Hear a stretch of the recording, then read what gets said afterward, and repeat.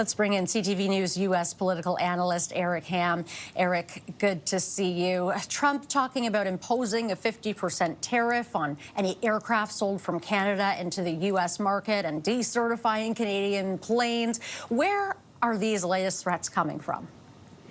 Well, this is all about the F-35 program. The president, of course, wants to see Canada stay within that program. The F-35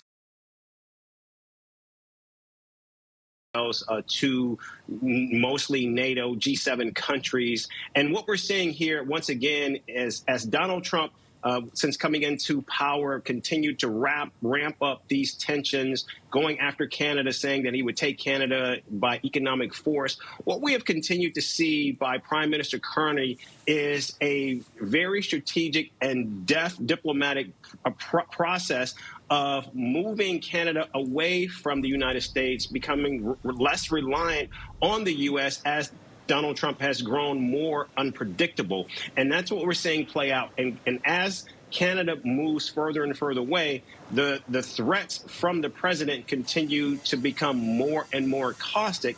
But again, what we're seeing from the president is his threats just don't have the sting, because as we know, more than 80% of the goods that come in under Kuzma from Canada to the United States are in fact protected. Well, let's talk about the Federal Reserve. What do you make of Donald Trump's nomination of Kevin Walsh for the new chair? Well, we know President Trump and current Fed Chair Jerome Powell, someone who Donald Trump himself actually nominated to that seat when he first came in during his first term. They have been on the outs for quite some time. And in fact, we know that the president has initiated a criminal investigation into Jerome Powell. So he has wanted him out for quite some time. Now we know we get this new Fed chair nominee. But again, if we go back to these latest investigative charges, we've already heard from at least two Republicans, Senator Tom Tillis of North Carolina and Lisa Murkowski of Alaska, two Republicans who have said that they will not support or back any nominee until these criminal charges are actually dealt with. So while Donald Trump has certainly made his nominee known, it still appears that it could be an uphill climb for this nominee to get through, because right now there doesn't appear to be any unification among at least Republicans to Donald Trump's latest pick.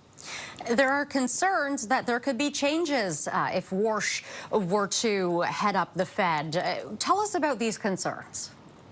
Well, the Fed, of course, has always been seen as an independent body. And we know this is something that actually right now the Supreme Court will have to grapple with. A current member of the Fed chair board, Lisa Cook, we know Donald Trump has attempted to try to fire her.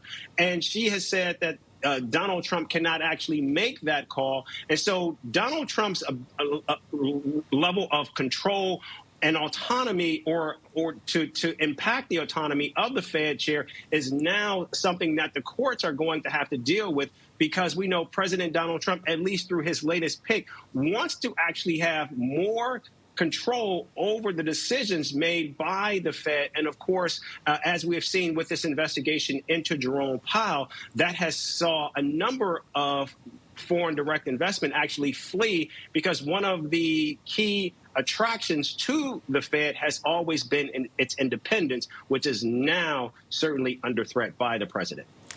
All right, Eric, thank you very much for this. That is CTV News U.S. political analyst Eric Ham for us.